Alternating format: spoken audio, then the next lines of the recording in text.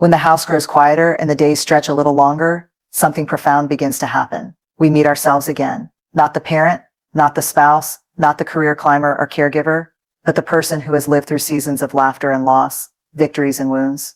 And now, in this chapter called Old Age, solitude isn't a punishment, it is an invitation. An invitation to turn inward with gentle curiosity, not fear, because we don't need a full dinner table or a calendar packed with plans to feel alive. What we truly need is connection, not always with others, but with ourselves. It's easy to feel invisible when the world seems to race past us, choosing youth over wisdom. But solitude is not the same as loneliness.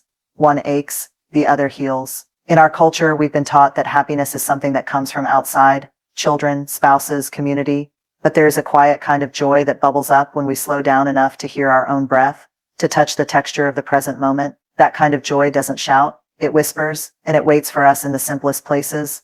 In the morning light on your favorite chair, the first sip of coffee, or the memory of a love that shaped you, even if it's no longer here. This season of life is not about fading away, it's about softening into truth. And that truth is you are not alone just because you are by yourself. There's a vast difference between isolation and sacred solitude. One drains the soul, the other restores it. This is your time to rediscover who you are when no one is watching, when nothing needs to be done, when no one needs you to play a role. It's your time to write the rest of your story on your terms. Let's talk about how to do that, not with loud declarations or grand gestures, but with small, meaningful shifts. Because joy, real joy, isn't in the big things. It's in the moments we allow ourselves to fully feel, fully live, and finally fully be. We spend so much of our lives surrounded by noise, conversations, responsibilities, expectations, and then one day the volume turns down. People grow distant, children build lives of their own, familiar voices grow quiet or disappear altogether. It's in these moments that solitude begins to rise like a tide, and it can feel overwhelming at first. The world tells us it's a sign of emptiness, of being forgotten, but that's a lie we've been fed for too long. Solitude is not the same as being unwanted. It is the space where healing starts, where clarity surfaces, and where we come back to the core of who we are. It's not about being without others. It's about finally having the space to listen to ourselves. When we stop running from the silence and sit with it instead, something beautiful begins to unfold. We remember things we've buried, we face feelings we've avoided, and we realize that we are far more whole than we ever knew. Most of us have been taught to measure our worth through others, how much we give, how much we're needed, how much attention we receive. But in solitude, there are no mirrors reflecting anyone else's opinion of us. There's just us, raw, unfiltered, and real, and that can be terrifying. But it's also the most honest place we'll ever stand. Being alone is not a punishment for aging. It's a passage, a sacred threshold into a deeper kind of peace. It's where the soul stretches out after a lifetime of service and says, now let me rest into myself. There is no audience anymore, no script to memorize, just truth. And the truth is you have always been enough, even when the world was too distracted to see it. So what if we stopped treating solitude like something to endure and started treating it like something to embrace? What if we allowed ourselves to feel held by the quiet instead of haunted by it? What if we could trust that we are not missing anything by being alone, because this moment right here is whole? What if, when life slows down and the rhythm changes, our days can start to feel hollow, like empty spaces we're unsure how to fill? That's where rituals come in, not routines out of obligation, but sacred moments we choose, moments that tell our soul, I see you, you still matter, you still belong here. Rituals don't have to be big or impressive. They don't need anyone else's approval. They just need your presence. It could be something as simple as sitting outside with your morning tea and letting the sun touch your skin before the day begins. It might be lighting a candle every evening and allowing yourself 5 quiet minutes to breathe and come back to center. Maybe it's playing a favorite song that reminds you of a younger version of yourself, the one who's still inside, still hoping you'll say, I haven't forgotten you. These rituals become anchors in a world that sometimes feels like it's drifting. They remind us that joy doesn't come from excitement or chaos.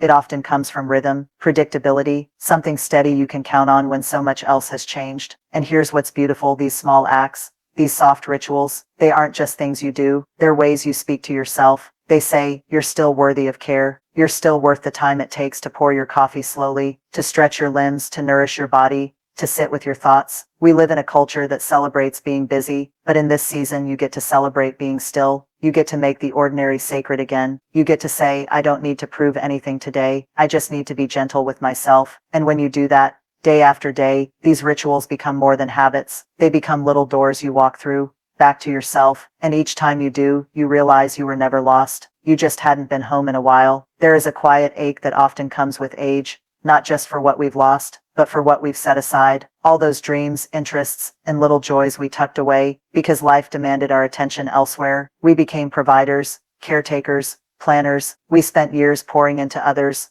often at the cost of our own inner spark. But here's the beautiful truth. Just because a flame has dimmed, doesn't mean it's out. It's still there, waiting. This stage of life isn't about endings. It's about rediscovering what once made you feel alive. Maybe it was painting or gardening or music. Maybe it was writing letters, cooking elaborate meals, solving puzzles, or dancing barefoot in your living room. Maybe it was something you loved as a child, something silly or small that made you laugh until your stomach hurt. Or maybe it's something you've never tried before because you were always too busy, too tired, too afraid of not being good at it. But now there's time, now there's space, now you get to do things just because they make your heart feel light. It's never too late to try something new, never too late to be curious again. You don't have to be perfect, you just have to be willing to follow wonder where it leads you, willing to make a mess, willing to laugh at yourself, willing to be a beginner, because joy lives there in the mess, in the laughter, in the courage to explore even when no one is watching. This isn't about impressing anyone or achieving anything. It's about giving your soul permission to play again. Passion isn't just for the young. In fact, it means more now, because it's not about chasing a future. It's about being fully alive in the present. And when you step into that space,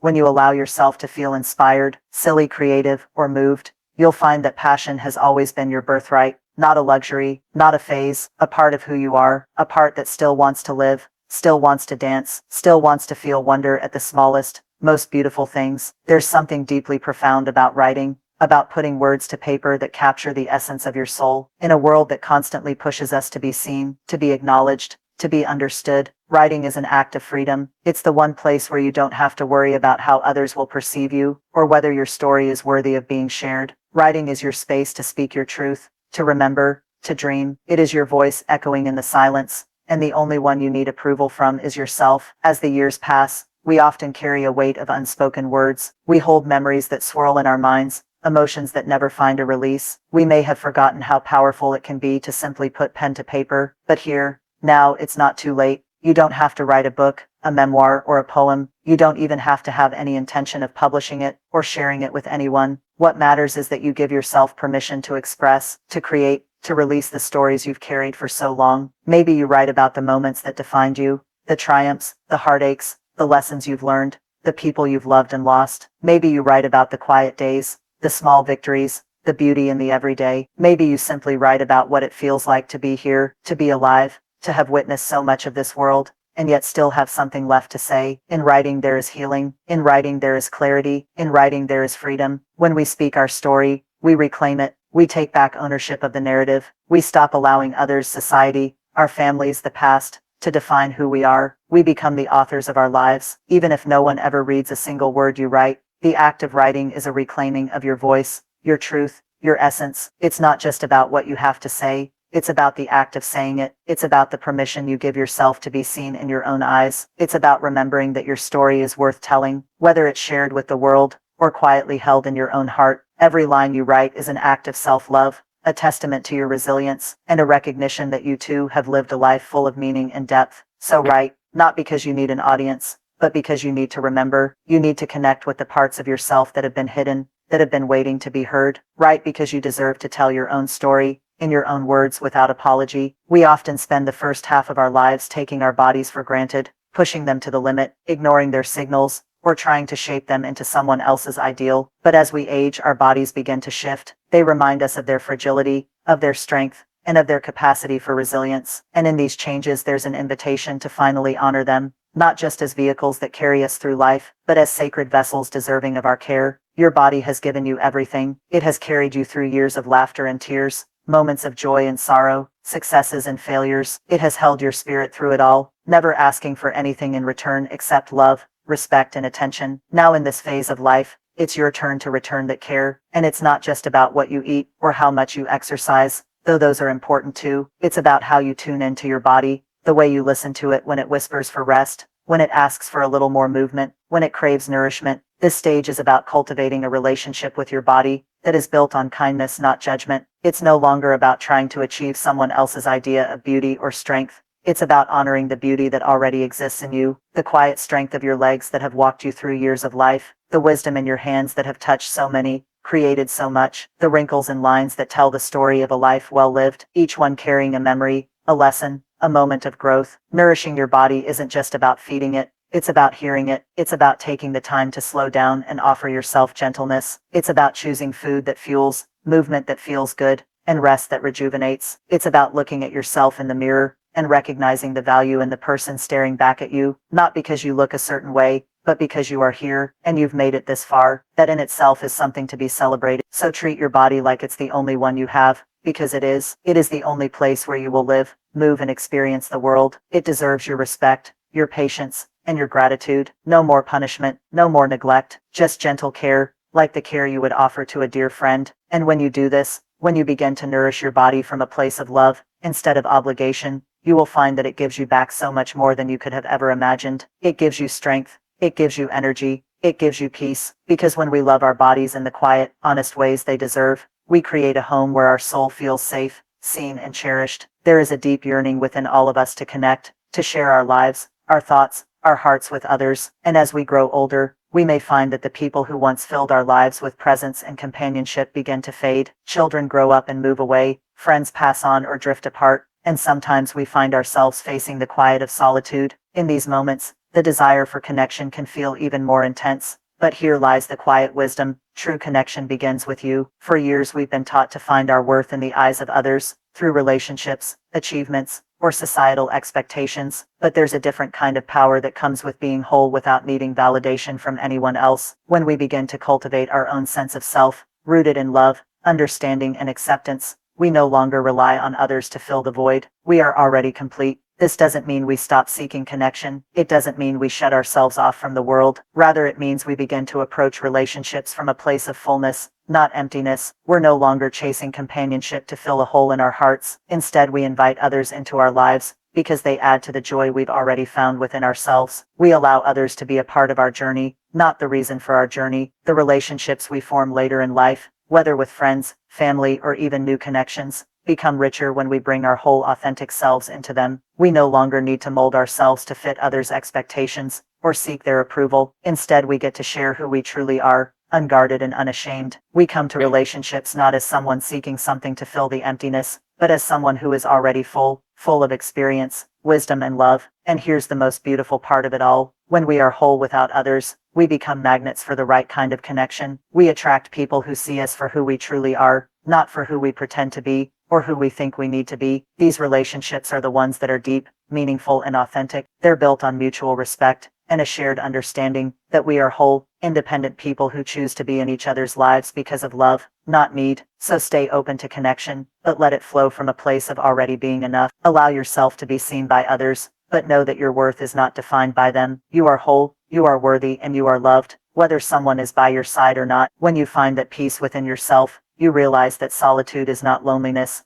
and true connection starts with the acceptance of your own company. You no longer need anyone else to complete you. You are already complete, and from that place of wholeness, you can share your light with the world, without fear, without shame, and with all the love you've always had inside. Conclusion: in the end, this stage of life isn't about counting the years that have passed. It's about savoring the moments that are still here, the moments you have the power to shape. Embrace the gift of solitude, not as something to fear, but as a chance to rediscover the depths of who you are. Let your rituals bring you back home to yourself, where peace and presence can thrive. Don't be afraid to rekindle old passions or welcome new ones into your life, because it's never too late to feel the spark of creativity, joy, and wonder. Your story is yours to write, and in each word you pen, you reclaim the power to define your truth. No matter who is watching, nourish your body like it's the temple that has carried you through it all, because it is. And finally, stay open to connection, but let it be rooted in the fullness of your own being, knowing that you are whole, you are enough, and you are worthy of every beautiful moment that lies ahead. Life may have changed, but that doesn't mean it's over. This is the time to live deeply, to embrace solitude without fear, to find joy in the small things, and to move through the world with the quiet confidence that comes from knowing that at last, you are exactly where you need to be, whole, content, and ready to create new chapters. And in this new chapter, you get to decide what joy looks like, what fulfillment feels like, and how you want to experience each day. You are not alone in this. You have yourself, and that, my dear friend, is everything.